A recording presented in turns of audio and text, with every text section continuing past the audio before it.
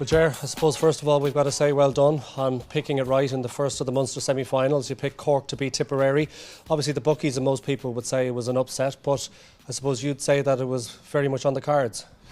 Yeah, it was an excellent victory for Cork, Stephen. I think they came out and I think I think it was an important game for Cork, really. I think and that was expressed in their performance. I think they scored 4-15 from play, which is a fantastic score.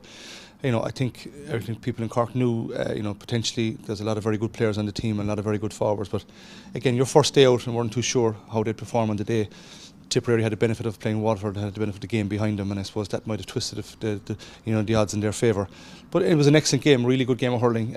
Some great scores in it. I'd say Cork scored 4-15 from play, which is fantastic. Great forward play, and I suppose it was a badly needed victory.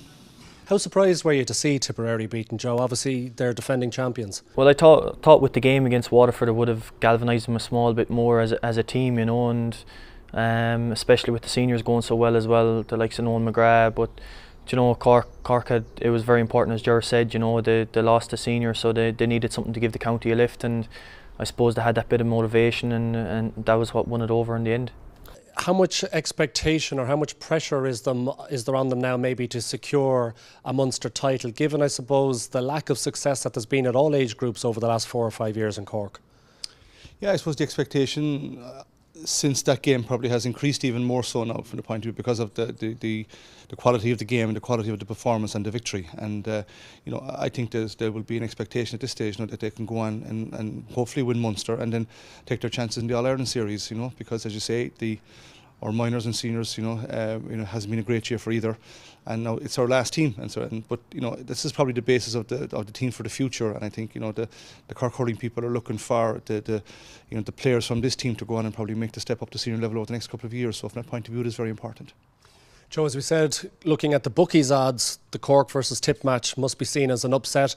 And again, in the second semi-final, the bookies had it that Clare would beat Limerick, and possibly handsomely, but Limerick overturned those odds. So how impressed were you by Limerick beating Clare? Yeah, they had a lot of guys, especially in the forwards, from the senior team on it, and they were very impressive. It was a big victory for Limerick. They haven't been in a Munster Fund 21 final since 2001 or 2002, I think. So that's 8 or 9 years, and that's a long wait for Limerick to be playing in the final. And I think they're going to get great confidence and great expectation. Again, will probably be high. But they're a very young team, Stephen. They have 10 of the team are underage again next year. But their performance was very impressive, especially from the guys that had the defeat on last Sunday to Dublin. That was in their system, and to come up to Ennis and turn it around and give a performance. And it was a very impressive performance. They played very well. They got an early goal, which kind of stifled Clare a bit. But they took the game to Clare, and they were the best team on the night. We're not going to even ask you who you're going for in the Munster final. So why do you think Cork are going to beat Limerick? I just may feel that Cork have that bit more experience. It's a young Limerick team, and I think that I think if Cork can produce the level of performance that they gave the last day, now that's not going to be easy because it was such a good performance to get to that level again. But it's a final, it's a once-off game, and I think that their all-round strength, overall strength, especially in the forward line, I think will lead them to victory. Joe, you're lagging behind in the tipping stakes against Ger because of Cork's win over Tipp. So are you tempted to go for Limerick? How do you see the final going? Who's going to win and why?